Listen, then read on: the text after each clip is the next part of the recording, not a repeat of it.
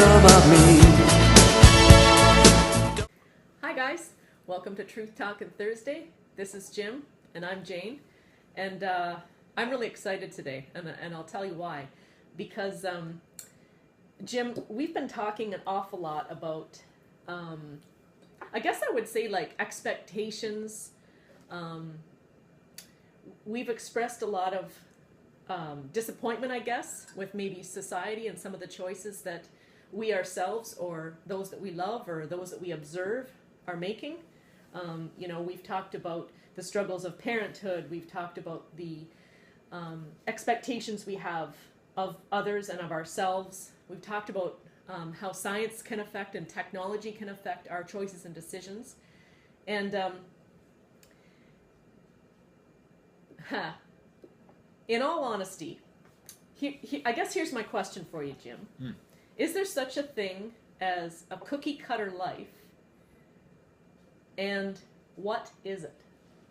Yes, I think we're in the throes of living that out. I mean, the fashion industry kind of hopes that that's exactly what we're doing, you know. And by that, do you mean like everybody wants to dress the same, in this certain fashion or this certain way? Everybody wants to wear this certain brand name or have this certain brand name. Who has the influence over who buys what? Magazines, TV shows, actors, actresses, musicians, for the most part, I would think. You know, rappers, rockers, stand-up straight country and western singers. I mean, and of course everybody's got to have a tattoo or 18, you know, because if you're not, you're not cool. Well, I'm not cool because I don't have one, and nobody's ever going to get near my body with that thing. If you want to be cool, don't have one, because everybody else has got one. Sure. So, but there's whole designs. I mean, your whole body becomes body a work of art, a body. Oh, please, my goodness, great. But anyway. So there is that sort of, from my point of view, and I admit that I'm not a young gaffer anymore. So my style, my tastes are certainly much different.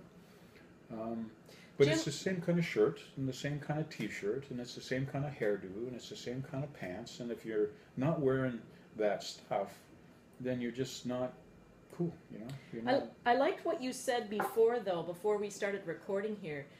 When I mentioned about maybe talking about this, and you said, do you remember what you said?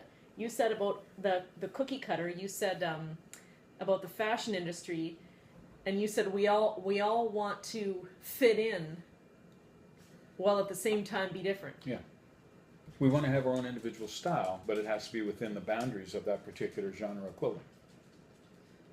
Okay, I guess I took that. I guess I took that a little differently, and I was wondering if it applied to how I felt. I would describe my past life as a cookie cutter life. Mm-hmm. I knew what was expected of me. I knew what I had to do. I knew how I had to dress. I knew how I had to speak. I knew how I had to think. I knew what I had to do, and I shoved myself into that cookie cutter mold. Like it or not. Yeah. Like it or not. And I think I did a pretty good job of living in that cookie mold. I was. I believed in that cookie cutter mold. You fooled a lot of people for quite a while. Including myself. Yeah. And but, I was going to go there. But, you know, the bottom line that kind of is clear to me right now is that what was I searching for? There was always something that was just not there. And that's what made me think, do we all experience this? Do we all feel like we live in this cookie cutter mold and we're all searching for more? And if we're all searching for more, what are we searching for? What are you trying to say? What are you trying to say by how you dress? The kind of clothing you wore? What's the message that you're sending out? This is Jane and I am, or this is Jane and this is what I like, or I don't like, or I stand for, or I don't stand. So what's the message that you want to stick out there? From this vantage point, though, I don't think what you wear has any bearing or any weight at all about who you are. Mm-hmm. It's your thoughts. For folks who've Your got thoughts which become actions That's what you stand for. That's what people judge you for. And that's why people that were stuffing themselves into the same cookie cutter I was got called hypocrites. Mm-hmm. Because the actions weren't following what they were portrayed or perceived to be. If you want to get to know me better, then sit down and talk to me. But we don't do that. No. And the kids don't do that. So literally, we all live in this cookie cutter world, is what you're saying. I think for the most part. Wow. There's a certain expectation of the image that we need to project. And we've discussed that too. Expectations aren't all bad. No, not at all. Unless they take away your individuality and your creativity and your innovation and your desire to enjoy the world as you see it, as opposed to how other people tell you you should see it. But I don't think that any of us are meant to live in a cookie cutter. I think we're supposed to be individuals. I think we're supposed to have a mind of our own. We're given this brain. Use it. That's why guys like me are in business. I agree. I agree with you 100%. I think that partially, that's the reason why we're seeing mental health disorders in young people and kids expanding.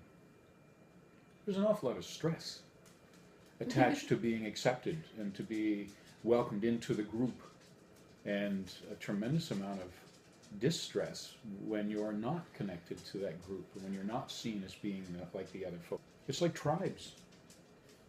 And we're becoming more tribal. We're getting back to that part of being, in my estimation, of being in a tribe, and you get identified by the tribe that you're involved with. Is that a bad thing? Yes. Why? Because it takes away from the individual thought and freedom of thinking and deciding and determining. And not if your tribe is a free thinking tribe. You can do that.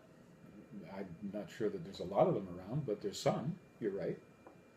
And that would be the hope, and the goal would be that you would be able to align yourself with people who are free thinkers and not afraid to be creative and innovative and a little outside the box. This whole idea of creativity and innovation and free thinking and all that sort of stuff, that's in danger from my point of view. And some folks out there probably disagree, but that'd be good. Let me know that.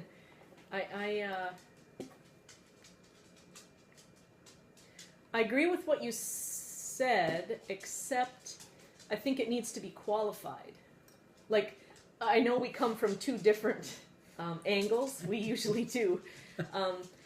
But I feel like it's very, very important to think for yourself and to think freely. But I honestly don't think that's what you're saying by what you said. I feel like we agree on that. But I think as a society, I feel like maybe we've become somewhat confused as to what free thinking and thinking for yourself is. Because we've been in the box too long. Yeah.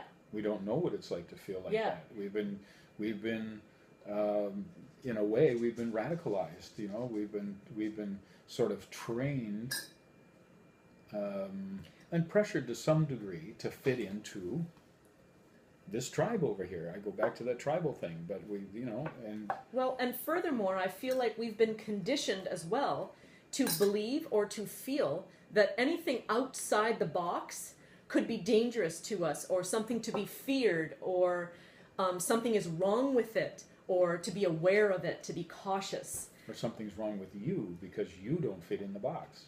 Yeah. The trick is to associate yourself with people who allow you to be who you are. That's it. There it is. Right there. There it is. And if there's any cookie cutter you want to be squished into, it's that one right there. Friends are the family you choose. I believe that with from the bottom of my heart. Mm-hmm. I think that to me, that's what your tribe should be, as Jim stated. Your tribe should be somebody who supports you and encourages you and holds you accountable to your dreams and goals. Perfect. Nicely said. there it is. So happy Thursday. Enjoy your day, and we will see you next week. Thanks for stopping by.